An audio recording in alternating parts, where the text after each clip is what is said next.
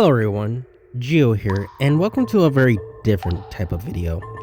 The reason I say that is because I don't really know what type of video this is going to be. Whether it's a first look video or a brewing thoughts video, it's very hard to say, mainly because we're going to be talking about the persona changes and the final deduction changes that have released recently.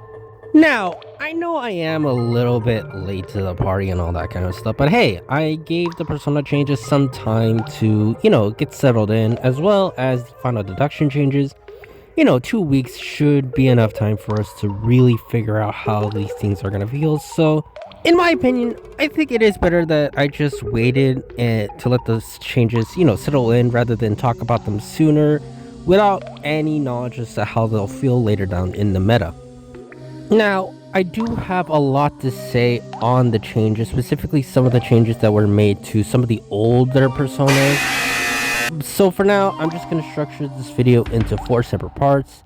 I'll probably leave timestamps in the description so you guys can see them, in order to give my full thoughts on all of the changes. And what better way to start off the changes is with the changes to one specific talent, a talent we've come to all love and mostly hate, and that talent is Flywheel.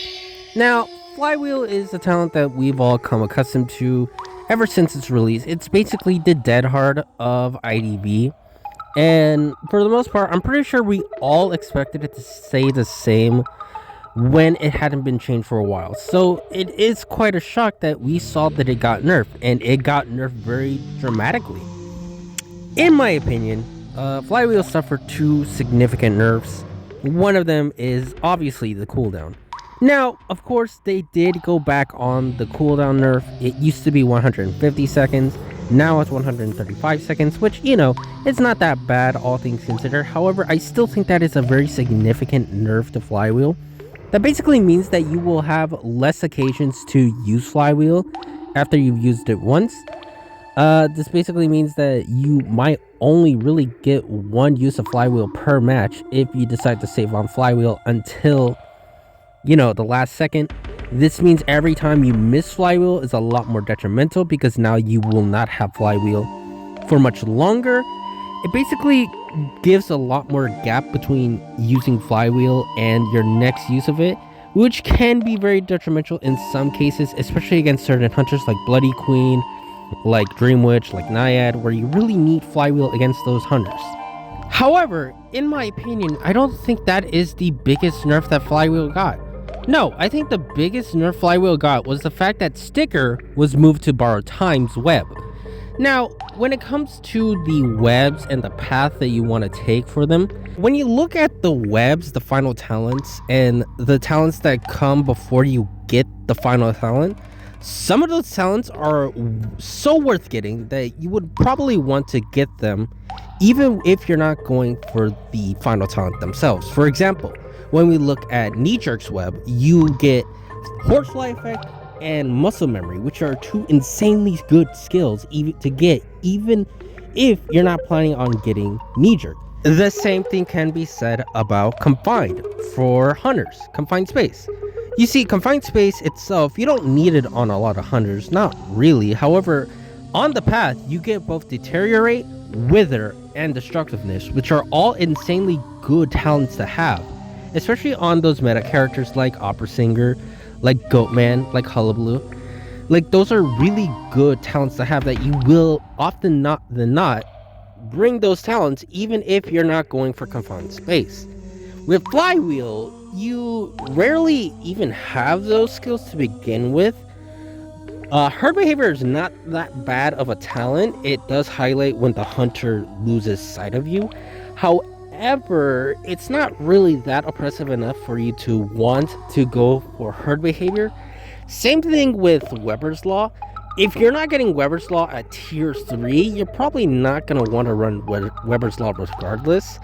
In my opinion, I don't think Weber's Law is not that worth it enough for me to bring it at all.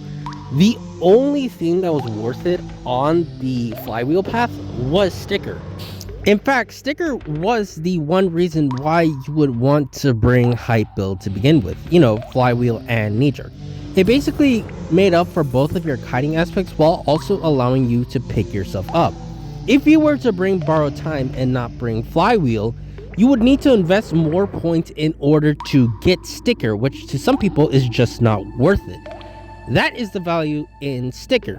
In fact, before the talent changes, the secondary talent changes came to the game, before they swapped around the talents, Flywheel would have been a way to counter Insolence in some way, because of the fact that with the buffs, After Effects would now slow down the healing process of survivors when on the ground, which means that you would need Flywheel in order to counter Insolence, which is a very good back and forth between these two talents, because these are two not very run talents at all.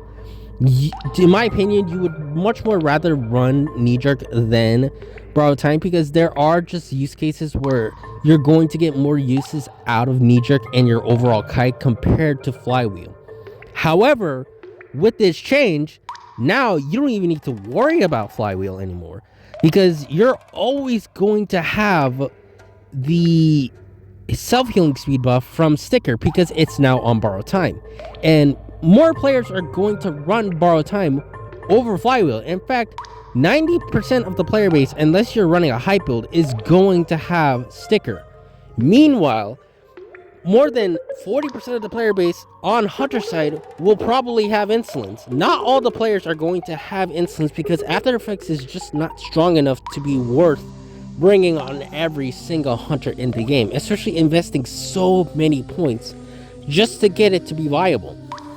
Because of that, I don't really like the Sticker change. I don't like how they moved Sticker onto the Borrowed Time branch instead of just keeping it on the Flywheel branch.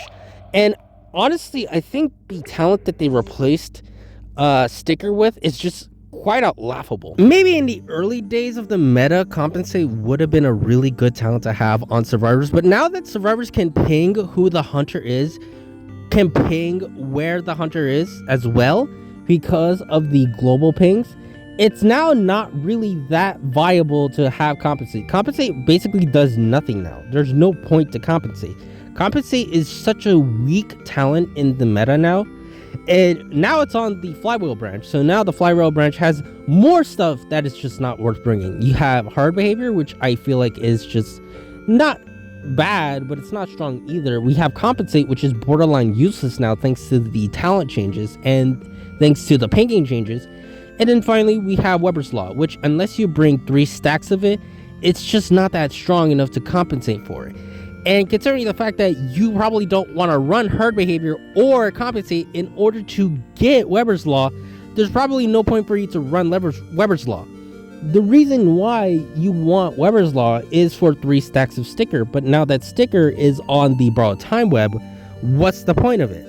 And I think that's where I'm getting at, is that right now, there's really not that much of a point to going for the Flywheel branch and for Flywheel itself.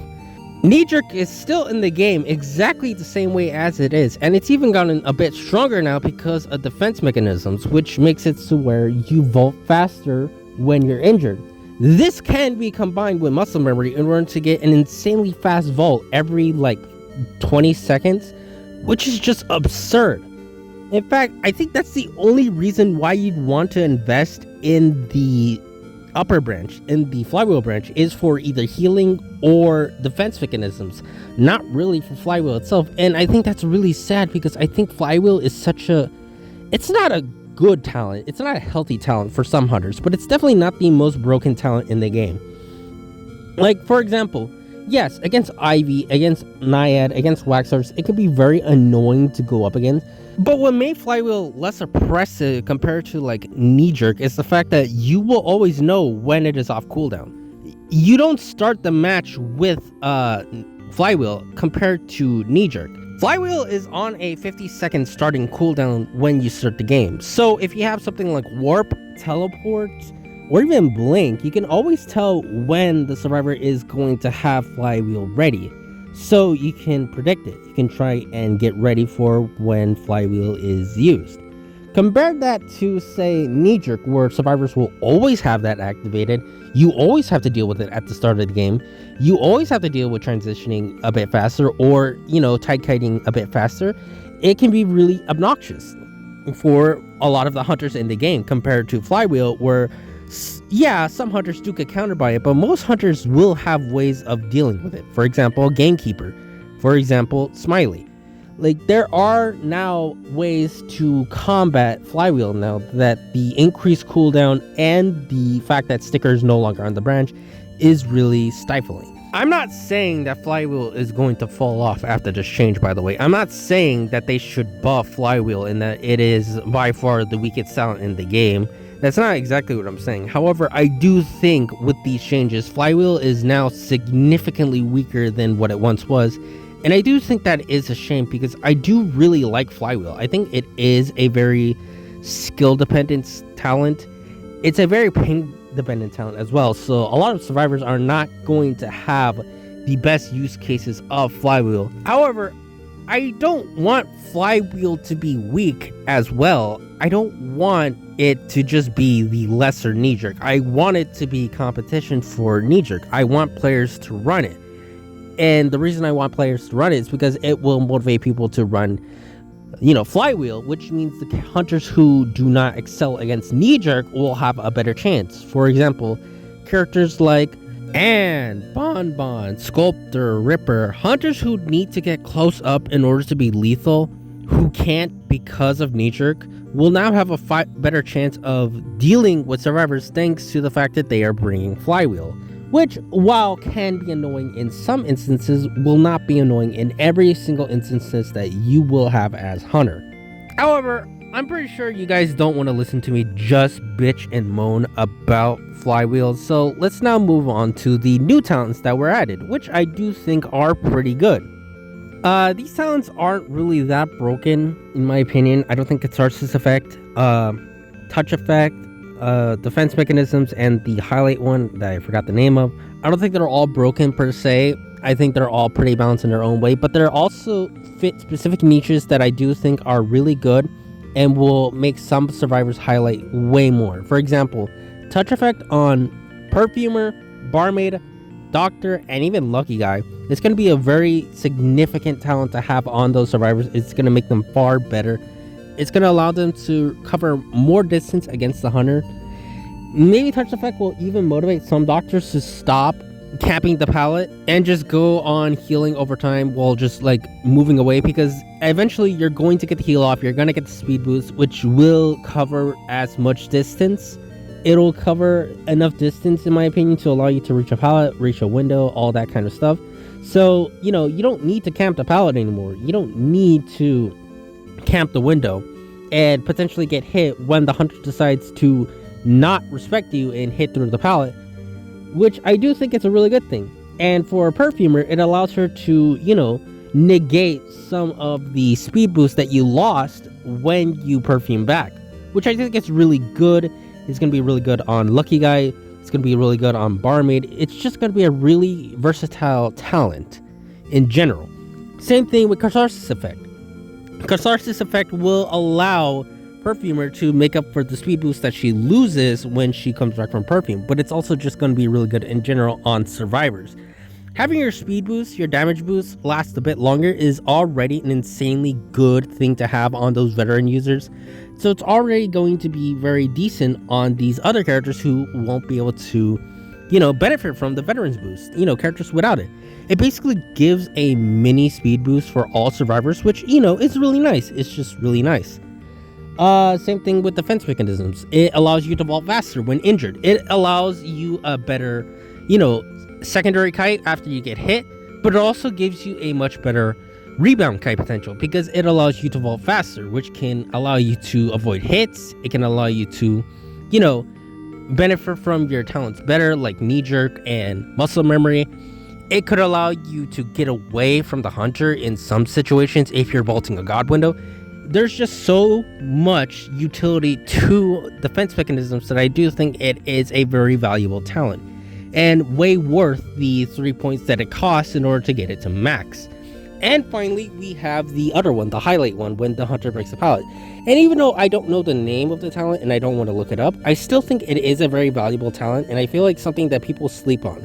I think a lot of people sleep on this talent, particularly because of the fact that it is so niche and the fact that you're not going to be able to, activate this very often. But I do think it is really good since it allows you to prevent you from getting mind game from the hunter. You're not going to always have the red highlight, or you're not always going to know where the hunter is coming from at all times. I think a lot of players seem to have the high tier pro player, top tier gameplay in their head where, survivors are always going to know where the teammates are, always going to know where the hunter is, always going to know pinpoint what to do, where to route, how to do things, when that's just simply not going to be true. That's not going to happen in every single match. You're never always going to know where your teammates are. You're never going to know exactly where the hunter is, who the hunter is, where they're going to come from, where's the optimal route. Like, you're never going to know all these things. It's just not going to happen. And so I think having a talent that can help you to, in case those situations come around where the hunter does try to jump scare you, I think having something like that will be very beneficial. It will help you in your matches when you need it. If you don't need it, then the extra information is just nice to have. I just think it is an overall good talent for the game and something that, I'm not really opposed to. On to the rework talents now, and in my opinion, I don't really care about them or really like them at all. They're good. Like, some of them are good. For example, I think empathy is a really good talent.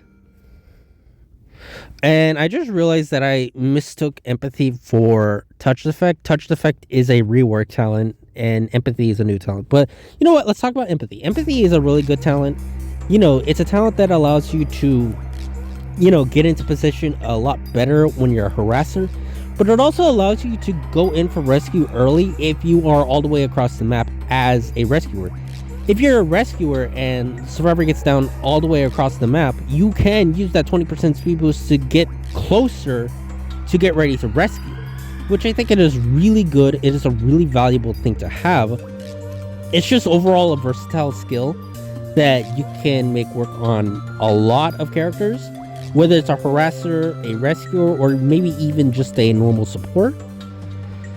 So yeah, that's just all my thoughts on empathy. It's not really that big of a deal. Now, in terms of the other talents that were reworked, touch effect, I'm not gonna lie, I am really sad that self-deception got removed, since it was a really, really good beginner talent. It's a really good training wheels for survivors to know how to use calibrations, but I do think overall, for overall balance, I do think it is a good talent to replace self-deception for survivors, just to give it a better use rather than just being training wheels and being a dead talent as soon as you understand how the game works.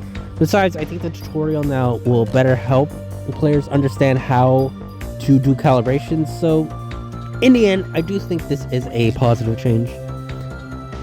Prison dilemma, another positive change. Honestly, we do not have many talents that work in the basement, talents to help survivors escape the basement as well. So having a talent that allows survivors to not only enter the basement as rescuers, but also escape the basement as survivors is a really good talent and is something that is really valuable. Now, do I agree that drawbridge effect should be screwed over because of the fact that, a lot of the pro players are not going to use the highlights? No, I don't think so, because at the end of the day, not every player is going to know where the survivors are. Not every player is going to be those top tiers who are going to be in comms. Most of them are going to be in solo queue. Most of them are, not going to ping, because let's be honest, people don't ping in this game. So I do think it is sad that drawbridge effect kind of got screwed over, but at the end of the day, I do think this is a positive change. And finally, we have audience effect, which okay, we don't talk about audience effect. It's not really that good. I'm sorry. I don't think it is that good.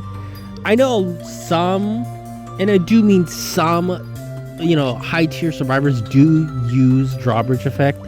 I mean, not drawbridge effect, audience effect, but I don't think it's that good. It only works if you're losing terribly. That's the only time that it works. If a survivor does a 2 cipher kite, it's not going to be that good.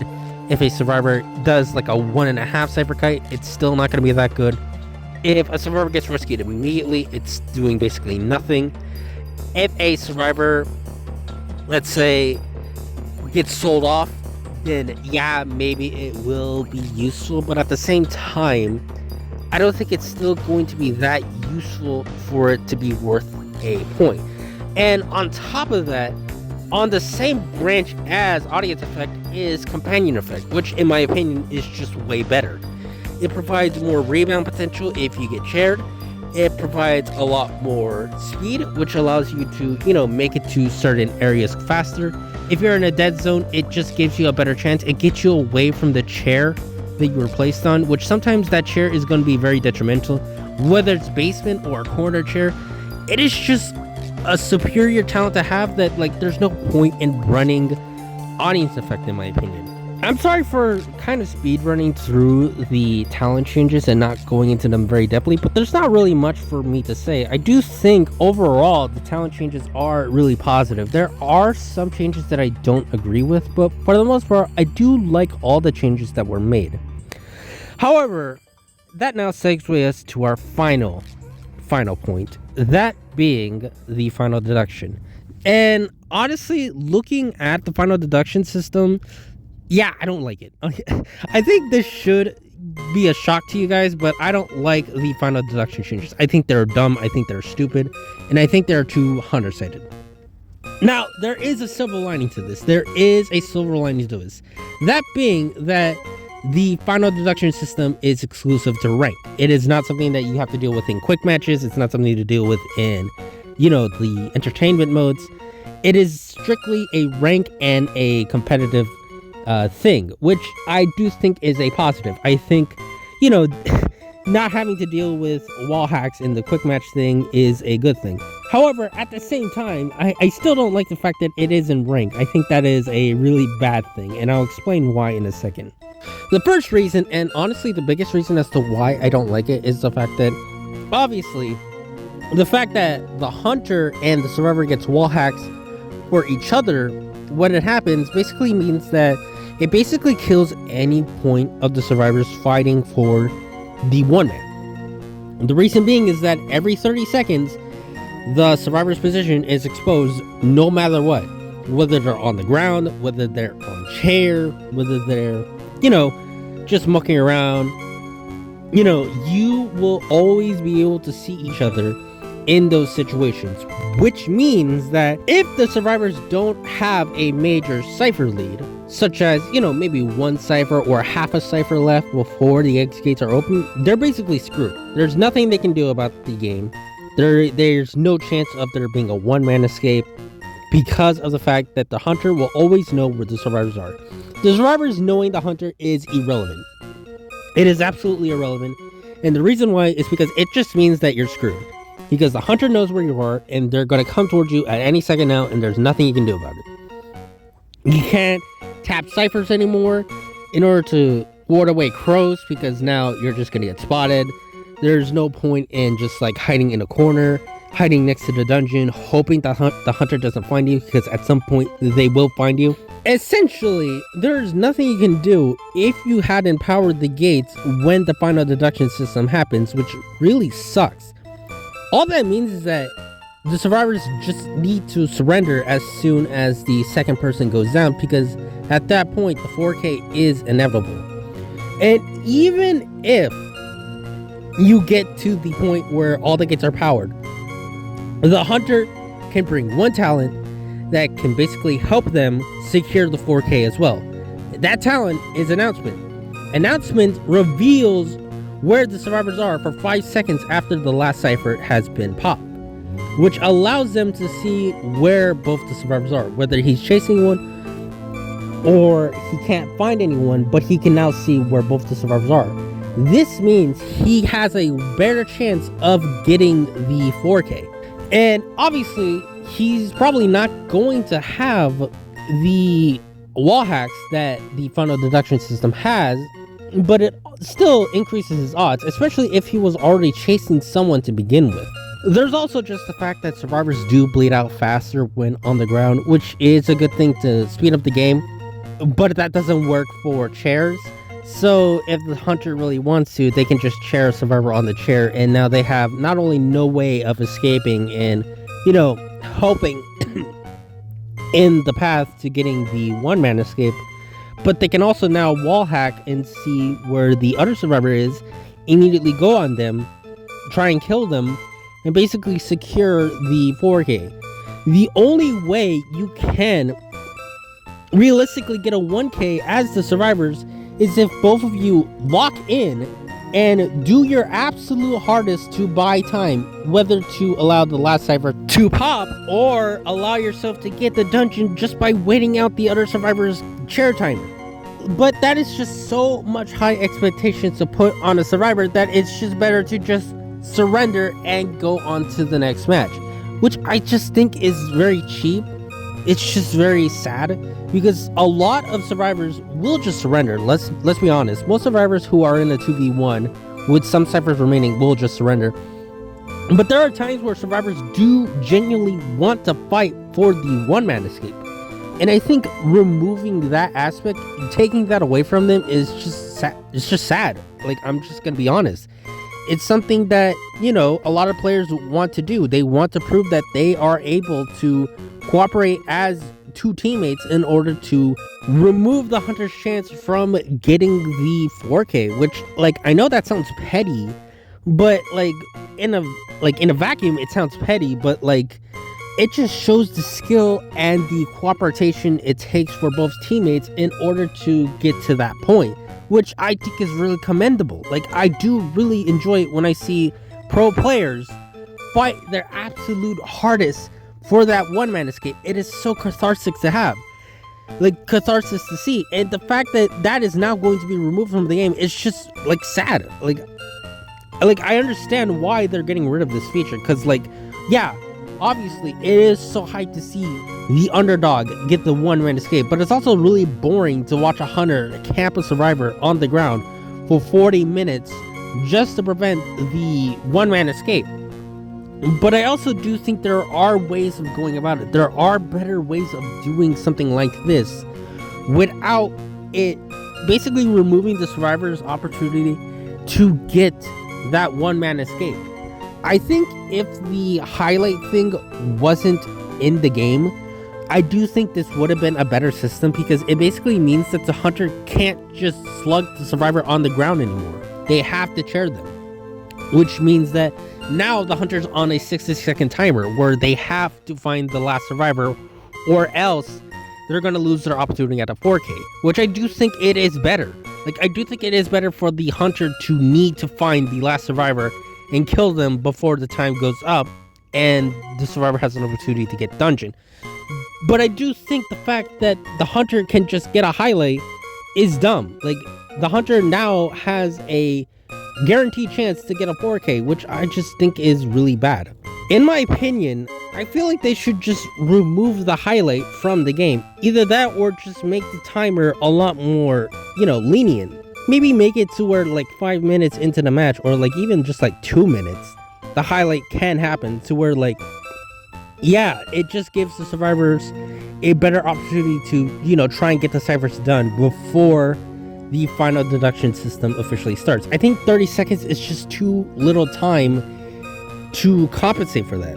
It's just too little of a grace window for the survivors, because the hunter is very capable of defending the ciphers for 30 seconds until the final deduction system starts. They are 100% capable of downing a survivor and camping them for 30 seconds until final deduction reveals the highlight.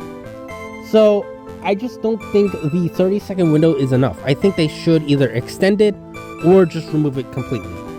And afterwards, I do think that the final deduction system would be a good feature. But yeah, that's all my thoughts on the update. The talent changes I think are really good on both Survivor and Hunter, even the reworked ones. Even the ones that seem problematic aren't really that problematic. I do think that the buff talents are also really good. It's really sad that I don't see a lot of Shelter being used, in my opinion, because it is a really good talent. It helps with both self-heal and healing yourself and healing others. So if there is a underrated talent in this game, it has to be Shelter, especially on those rescuers. Other than that, I don't really have that much to talk about with the other buff talents. Like, honestly, they're not that impressive to begin with.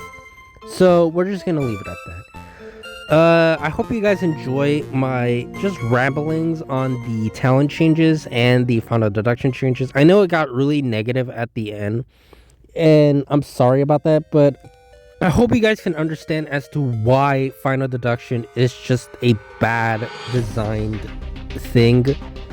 I think for tournaments, it's going to be really good. It's going to be really helpful in making those boring matches where the hunter just camps the down survivor for an hour impossible to do. But I do think that there are some things they have to do in order for it to be better. With that being said, that's all I have to say on all the changes. I hope you all enjoy. I don't know what the next video is going to be, but I really hope you look forward to it nonetheless. Until then, though, thank you for so much for watching, and I will see you all next time.